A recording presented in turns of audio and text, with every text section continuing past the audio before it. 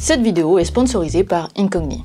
Regardez bien vos oreilles. Dans 50 ans, elles seront plus grandes d'1 centimètre. Et mystère, on ne sait toujours pas pourquoi. Alors on s'attendrait à ce que ce soit une simple question de gravité où les oreilles s'allongent à force d'être attirées vers la Terre, et c'est ce qu'on a longtemps pensé jusque dans les années 95. Mais depuis, on sait que, certes, les oreilles s'allongent, mais elles s'élargissent aussi. Et là, on peut plus accuser la gravité. En 2023, une nouvelle hypothèse a été publiée et change complètement notre compréhension du grossissement des oreilles avec l'âge.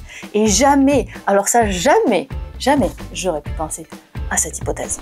Et ce n'est pas juste une impression. Les vieux monsieur qui ont des grandes oreilles, c'est vrai et c'est même mesuré depuis 1995. 1995, c'est la date du plus vieil article de recherche sur les grandes oreilles, du moins les oreilles qui s'agrandissent avec le temps, par le médecin James Heathcote. Et James, lui, en vrai, ça n'intéressait pas vraiment les oreilles. C'était un prétexte pour inciter les médecins de famille, médecins généralistes, à faire de la recherche. Les 4 médecins participants ont alors mesuré la longueur totale de l'oreille de chaque patient du point le plus haut au point le plus bas. Au total, c'est 206 patients de tout âge, sexe ou origine qui ont accepté de prêter leur oreille à la science. Ils ont rassemblé toutes les données et ça donne ça. Voici la longueur des oreilles en fonction de l'âge des patients. Chaque point représente la mesure d'un des patients. Et ça, ce 3/4 de page d'article avec le petit graphe que je vous ai reproduit ici, leur aura mérité un des prix scientifiques les plus convoités, un prix Ig Nobel, qui couronne les prouesses qui font rire les gens au premier abord et qui les font réfléchir ensuite. Have you ever sat on a bus and noticed that the old man opposite you has very big ears? La réflexion à avoir en l'occurrence, c'est quand on fait une petite analyse mathématique de ces données, là on trouve qu'en moyenne, on gagne 0,22 mm de longueur d'oreille par an, soit 1 cm en 50 ans. Mais il manque une donnée clé dans tout ça. Ils ont mesuré seulement la longueur de l'oreille, pas du tout la largeur. Et c'est dommage. Parce que c'est capital. Et il faut attendre 2012 pour que d'autres chercheurs viennent mesurer la largeur des oreilles de 740 personnes, femmes et hommes, entre 15 ans et plus de 75 ans. Et cette fois-ci, ils mesurent la longueur certes, mais aussi la largeur. Résultat, chez les hommes, plus 12,3 mm de long au cours de la vie, et plus 9,7 mm chez les femmes. Ça tombe bien, ça ressemble aux données qu'on avait précédemment. Mais surtout, là on regarde la largeur, plus 5,1 mm de largeur chez les hommes et plus 4,3 mm chez les femmes. Les oreilles s'élargissent aussi. On ne peut alors plus accuser la gravité de tirer sur les lobes de l'oreille, ou du moins cela ne peut pas être la seule à l'œuvre en tout cas. Si c'est pas la seule, il y a quoi d'autre en jeu? La première question qu'on pourrait se poser, c'est peut-être que ces études ne sont pas bonnes. Parce que peut-être que c'est simplement un biais. Il y a quelque chose de fondamental dans la façon dont on a fait ces études. Ces études comparent des personnes de tous âges à un instant T. Pas les mêmes personnes suivies tout au long de leur vie. Donc dans notre graphe ici, chaque point c'est une personne, ce n'est pas la même personne à travers le temps. Donc peut-être, on spécule là complètement, que les jeunes d'aujourd'hui ont des plus petites oreilles que les vieux d'aujourd'hui. Ça n'aurait absolument rien à voir avec l'âge, mais peut-être que c'est lié à des facteurs environnementaux. Exemple complètement inventé, mais peut-être que les personnes âgées aujourd'hui ont grandi avec une exposition à la cigarette plus grande que celle des jeunes d'aujourd'hui, et ça aurait quelque part un lien avec la longueur des oreilles. Qui sait? En fait, on n'en sait rien. Et comme on n'en sait rien, on peut spéculer à l'infini. Ce genre d'études compare des générations, pas l'évolution de chaque personne. Alors cela dit, ce n'est pas parce qu'on voit une corrélation avec l'âge que ça n'en est pas la cause.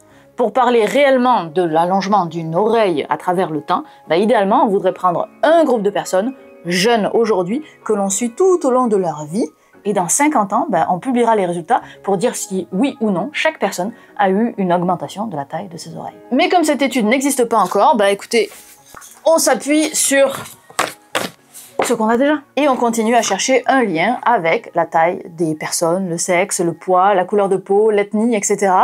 Et la seule chose que l'on retrouve inlassablement au fil de tous les articles que j'ai pu lire, c'est une corrélation entre la taille des oreilles et l'âge.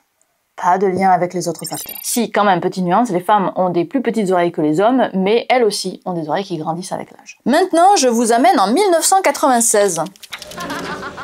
Puisqu'on ne trouve pas de lien physiologique évident et direct, eh bien ces auteurs proposent une raison plus profonde, plus complexe.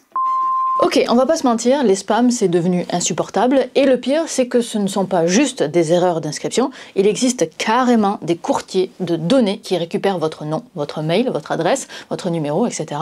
et qui revendent tout ça à la chaîne sans qu'on ait notre mot à dire. Sauf que voilà, par la loi, on a le droit d'exiger qu'ils suppriment nos données. Le problème, c'est qu'il faut savoir qui possède quelles données sur nous et ensuite faire la demande à chaque organisme un par un. C'est long, c'est galère et il y en a des centaines. C'est tout l'intérêt d'Incogni. Ils automatisent toute la démarche. Vous leur donnez votre autorisation et ils s'occupent de contacter tous ces courtiers à votre place pour leur demander de supprimer vos informations personnelles. Et depuis peu, on peut même lier jusqu'à 3 adresses email et 3 adresses postales à votre compte. Donc s'ils ont des infos sur vos anciens mails ou depuis que vous avez déménagé, etc., ben, ces informations-là peuvent être éliminées aussi. Personnellement, j'utilise Incogni depuis juin 2023, donc depuis plus de 2 ans déjà, et ils ont fait supprimer mes données de 267 bases différentes. Et pourtant, je fais gaffe à ce que je partage. Je me suis inscrite à aucune de ces listes moi-même. J'ignorais même qu'elles existaient. Selon leurs calculs, ils ont estimé que ça m'a épargné environ 196 heures de travail, donc de paperasse, soit plus de 5 semaines et demie de travail. Ça vaut la peine. Donc si vous en avez marre des spams et que vous voulez reprendre un peu de contrôle, vous pouvez tester Incogni avec 60% de réduction sur l'abonnement annuel via le lien en description ou avec le code syllabus. Et si cette différence de taille entre les âges venait simplement du fait que les personnes aux petites oreilles vivent moins longtemps. C'est pour ça qu'on ne les retrouve pas ou peu dans les personnes âgées. Et si ça c'était vrai, ça voudrait dire que la taille des oreilles serait un marqueur de longévité, de santé. Cette hypothèse, que je trouve un peu glauque, s'ancre dans des croyances populaires, notamment en Chine. Dans son article, ce chercheur chinois raconte que sa grand-mère l'exhortait à tirer sur ses oreilles pendant son enfance pour garantir sa longévité. Car oui, dans la culture chinoise, la longueur du lobe de l'oreille est un marqueur de longue vie, l'épaisseur est en lien avec la richesse et la longueur totale de l'oreille est liée à son côté noble. Il n'y a qu'à regarder les oreilles de Bouddha ou bien celles de cet empereur de la dynastie Han en 221 avant notre ère. On voit que leurs oreilles sont plutôt longues. Mais pour l'instant, on n'a absolument rien pour soutenir cette hypothèse. Elle appartient au folklore, à la culture. D'autant que si on change de culture, on ne trouve plus les mêmes valeurs associées aux longues oreilles. Le roi Midas avec ses oreilles d'âne, Gollum ou Spock. Rien à voir. 2023, nouveau rebondissement. Une hypothèse inédite qui remet tout en question. C'est la dernière hypothèse en date, aucun autre article de recherche n'a été publié depuis. Bienvenue dans le cœur de la recherche la plus actuelle qui soit sur le sujet. Et honnêtement, l'hypothèse que j'ai trouvée la plus surprenante. Avez-vous déjà remarqué cette petite boursouflure ici, proche des oreilles, que l'on retrouve souvent chez les personnes âgées? Il s'agit d'une petite zone où le gras a tendance à s'accumuler avec l'âge. C'est normal, le visage bouge avec le temps et le gras se redistribue. Chez les hommes, cette accumulation à cet endroit-là est progressive avec l'âge et chez les femmes, on la retrouve surtout après la ménopause. Mais pas que, il y a des exceptions, on retrouve ce mini amas de gras aussi chez les jeunes obèses ou les jeunes qui, même s'ils ne sont techniquement pas officiellement en obésité, ont beaucoup de graisse abdominale. Je vous renvoie vers ma vidéo sur l'IMC qui explique que c'est bien mignon les catégories d'obésité, mais que c'est très limité. Autre sujet. Ok, mais revenons à cette zone en particulier parce que quel est le lien avec la taille des oreilles? J'y viens. Il se trouve que cet endroit, c'est aussi l'endroit où s'implante l'un des ligaments de l'oreille. Le ligament de l'or, ou l'oré, j'avoue que je ne sais pas comment ça se prononce. Hop, le voilà. Et à cause de cette accumulation de gras ici sous le ligament, ça tire sur le ligament au point de tirer aussi sur l'oreille. Et au fil du temps, à force de tirer, c'est toute l'oreille qui s'étire. Alors, cette hypothèse est vraiment intéressante, mais est-ce qu'elle est vraie? Est-ce vraiment une redistribution du gras sur le visage qui tire sur l'oreille? Là, il faudra attendre de nouvelles recherches pour le savoir. Mais ce qui est sûr, c'est que, oui, plus on est vieux, plus nos oreilles sont grandes. Plus 1 cm par 50 ans. Et pour l'instant, on ne sait pas vraiment pourquoi. Reste à savoir quel chercheur ou chercheuse osera enfin creuser le mystère. Si vous aimez les particularités anatomiques bizarres, je vous recommande ma vidéo sur le cintre qui, quand il est placé vraiment bien correctement, vous fera littéralement tourner la tête. C'est tellement ridicule que ça a l'air faux, mais je vous assure que c'est vrai. Je vous laisse aller voir.